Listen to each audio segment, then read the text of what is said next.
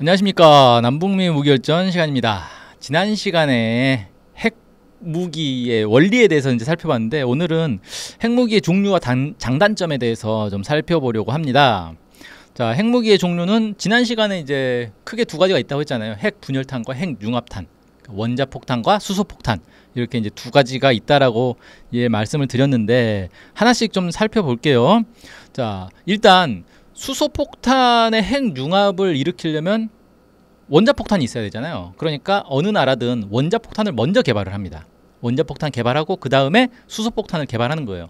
그러면 아니 굳이 수소폭탄을 개발할 필요 있나? 원자폭탄만으로 충분하지 않나? 라고 생각할 수 있는데, 수소폭탄이 더 좋습니다. 어떤 면에서 더 좋냐? 자, 원자폭탄은 임계 질량이라는 게 있다고 그랬잖아요. 그래서 임계 질량 이상을 모아놓으면 안 돼요. 저절로 폭발해버리니까. 그러니까 크기에 한계가 있어요. 그러니까 내가 엄청나게 센 폭탄을 만들고 싶어 라고 해도 이 원자폭탄으로는 엄청나게 센 걸 만들 수 없어요. 만들 수 있는 폭발력이 한계가 있습니다. 근데 수소폭탄은 수소만 많이 모으면 되니까 한계가 없어요. 이론상 수소폭탄은 폭발력이 한계가 없습니다. 그러니까 원자폭탄 하나 놔두고 수소를 많이 넣으면 센 폭탄, 수소를 더 많이 넣으면 더 센 폭탄, 더 많이 넣으면 더 센 폭탄, 이렇게 되는 거예요. 물론 제가 이렇게 설명은 드리지만 실제 수소 양이 많으면은 이게 어떻게 해야 효율적으로 잘 폭발할 것이냐, 이 구조 만드는 게 상당히 어렵습니다. 그래서 1차 핵 융합을 시키고 그걸로 2차 핵 융합을 시키고 뭐 이런 식으로 가기도 해요. 자, 아무튼 이 두 가지 종류가 크게 있고, 핵 원자폭탄부터 개발한다라는 거고요. 이 각각의 이제 장단점을 좀 살펴볼게요. 먼저 이 원자폭탄에도 두 가지 종류가 있겠죠. 우라늄 폭탄과 플루토늄 폭탄이 있습니다. 자, 우라늄 폭탄을 만들려면 우라늄 농축을 해야 된다 그랬잖아요. 그래서 이 농축 시설이 있어야 되는데, 이 농축은 대체로 어떻게 하냐면은 우라늄 광석을, 우라늄 원자를 기체화로 만들어요. 거기에 이제 다른 물질을 넣어가지고 화학 반응을 일으켜서 기체로 만든 다음에 그 기체를 원심 분리기를 통해 가지고 무거운 것과 가벼운 걸 구분을 합니다. 그러니까 235는 가볍고 238은 무거우니까 235만 추출을 하는 거죠. 그렇게 이제 하기 때문에 상당히 어려운 기술이에요. 이 우라늄 농축 기술이라는 게. 이 원심 분리기 만드는 것도 되게 어렵고. 그런데 이 농축 시설을 지하에다가 구축을 해버리잖아요. 그러면 농축 시설이 있는지 없는지도 모르고, 외부에서 볼 때는 인공위성으로 봐도 안 보이겠죠. 지하에 있으니까. 그래서 몰래 우라늄 농축을 할 수 있다는 장점이 있어요. 그래서 다른 나라 몰래 핵물질을 모을 수가 있다. 그 다음에 우라늄 폭탄이 상대적으로 구조가 좀 간단합니다. 그래서 만들기가 좀 더 쉬워요. 근데 플루토늄 폭탄 같은 경우는, 플루토늄을 어떻게 추출하느냐? 지구상에 없는 물질이라 했잖아요. 그러니까 원자로 해서, 그러니까 핵 발전을 시켜가지고 우라늄이 플루토늄으로 바뀌기를 기다려야 돼요. 이게 뭐 며칠 걸리는 문제가 아니에요. 몇 달, 몇 년이 걸리는 문제예요. 그렇게 해서 발전을 하고 나면 이 우라늄 봉이 다 쓰고 나면 폐 연료봉이 되잖아요. 이 폐 연료봉에서 플루토늄을 추출을 해내는 겁니다.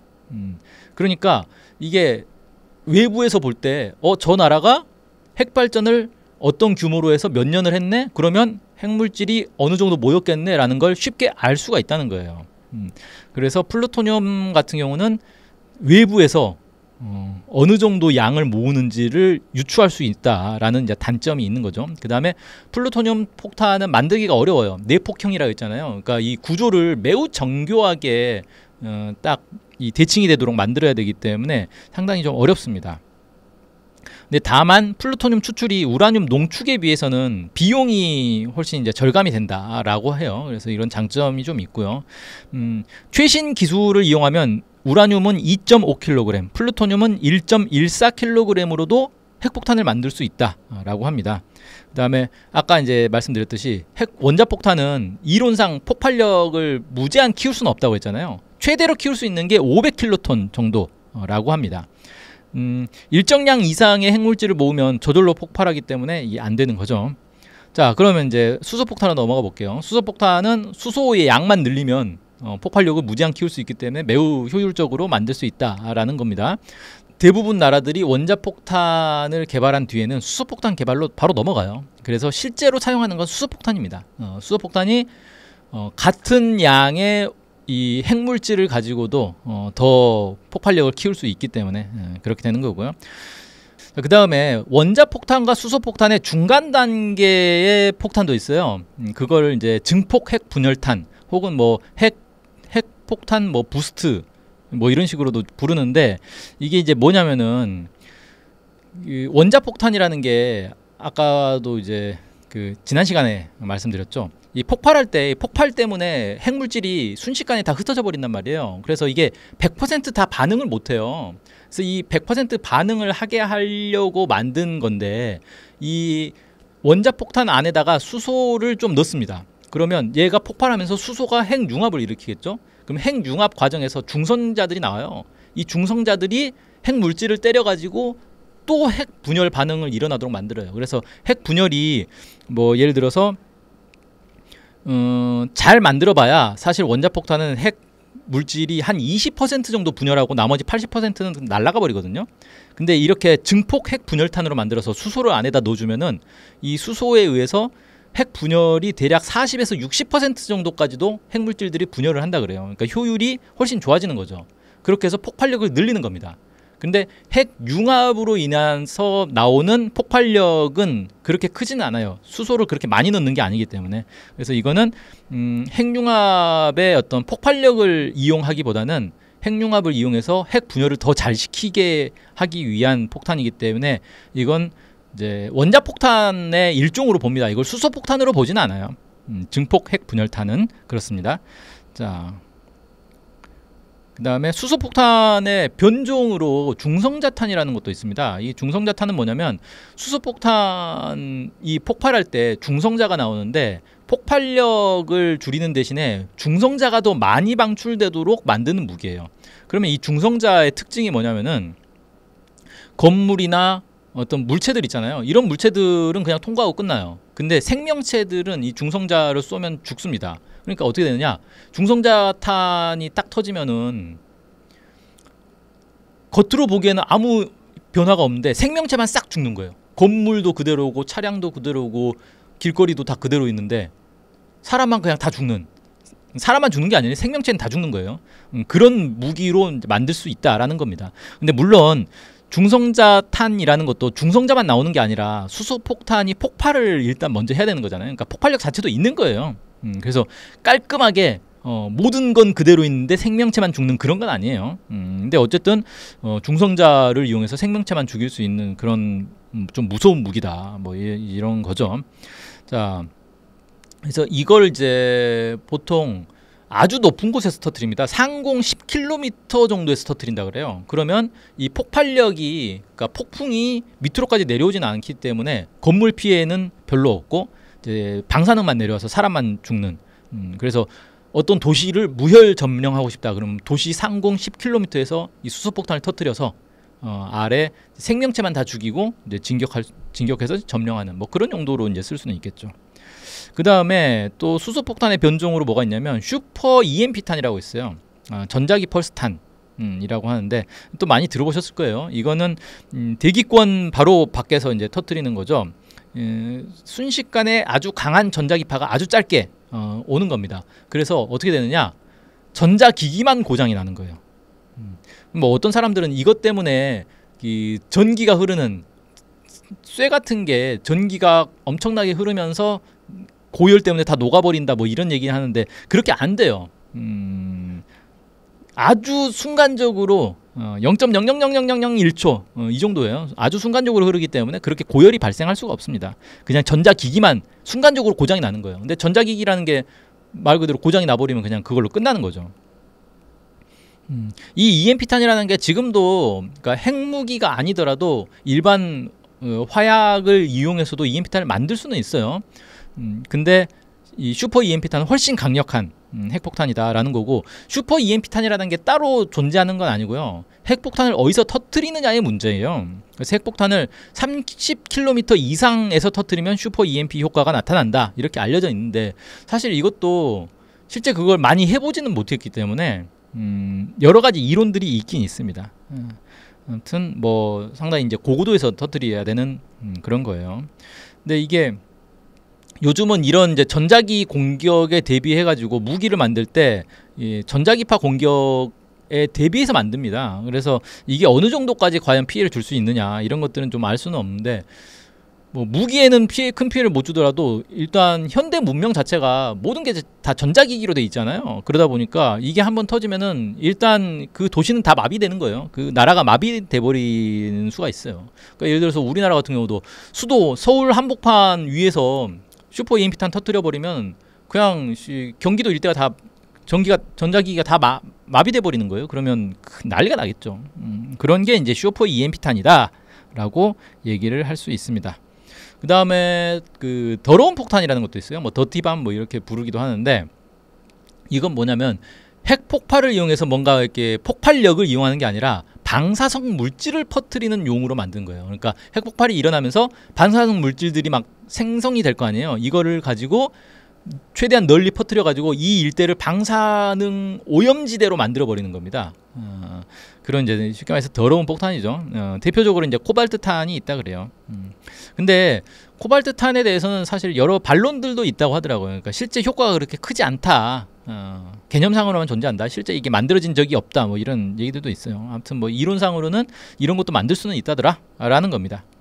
자, 그 다음에 핵무기 종류에서 전략 핵무기와 전술 핵무기 두 가지로 좀 나눠볼 수가 있는데 전략 핵무기는 엄청나게 큰 폭발력을 가지고 있어서 도시나 뭐 군사기지 이런 걸 한 방에 다 날려버리는 겁니다. 그래서 적의 전쟁 수행 능력을 완전히 없애버리는 게 이제 전략 핵무기다. 폭발력은 보통 이제 수백 킬로톤에서 메가톤. 그러니까 1메가톤이 1000킬로톤이고 1킬로톤이 1000톤이잖아요. 그러니까 1메가톤이면은 100만 톤 뭐 이 정도 나오는 거죠. 엄청난 이제 폭발력을 이제 가지고 있는 그런 이제 건데 이 정도 폭탄이 이제 터지면 도시 하나가 그냥 날아가 버리는 거죠. 근데 전술 핵무기는 이것보다 폭발력이 훨씬 작습니다. 뭐 수십 킬로톤 이하. 근데 생각을 해보면 아니 히로시마에 떨어진 폭탄이 15킬로톤이라 그랬어요. 수십 킬로톤이면 히로시마 핵폭탄하고 비슷한 거잖아요. 그러니까 옛날에는 히로시마 핵폭탄이 히로시마를 도시를 날려버리는 전략 무기였는데 지금은 그 정도면 전술 핵무기로 친다는 거예요.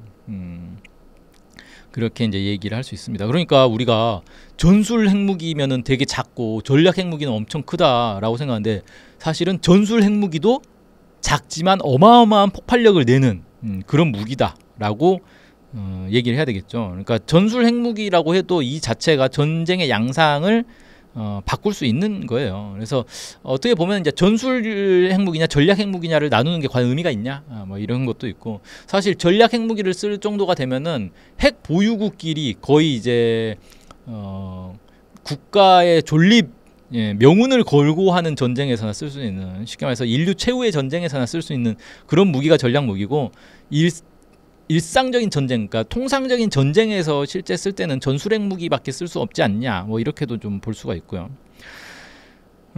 그래서 실제 이제 미국과 소련에서 과거에는 전략 핵무기를 엄청나게 많이 개발을 했는데 이거 개발하다 보니까 이게 실제 어차피 못 쓰는 무기 아니야? 라는 거예요. 전략 핵무기라는 게 실제 못 쓰는 거 아니야?